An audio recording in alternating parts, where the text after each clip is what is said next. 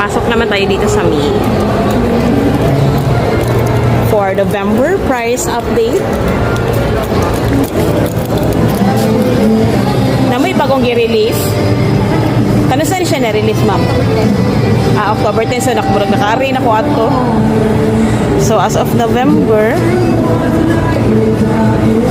may 15T Pro. They also have 15T. 15T. So, ito yung presyo. I think this is their flagship phone sa Xiaomi. Ayan. So, no need na tayong mag-research, guys. Sa specification kasi ito yung specification niya. Ito yung mga presyo. Ayan. That's for 15T Pro. For the 15T, ito naman yung specs and the specification. Mga watches. For the 15T,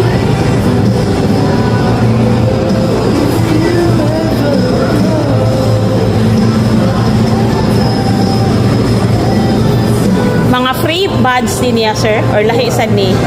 So guys, iba yung hindi siya free, guys, ha. Baka may magtanong sa akin sa comment section if this is the freebie from Xiaomi 15. So iba din ang presyo nito, guys. Kung bibili kayo dito sa SMC side, hindi siya free sa 15T. The same sa sa watches. Sir, no? Hindi siya free. Hindi siya free. So, it's separate. So, ito sa 15. Napaka-handy ng 15. Xiaomi 15, no? Napaka-handy niya. So, ito yung specification. Ito naman yung price. For the Xiaomi Smart Band, ito yung presyo naman.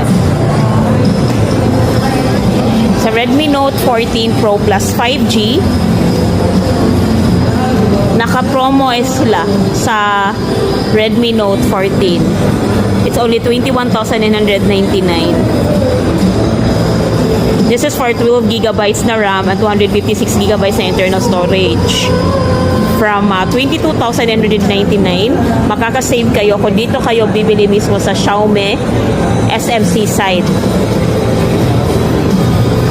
For the Redmi Watch 5 Lite, ito naman yung price ngayon.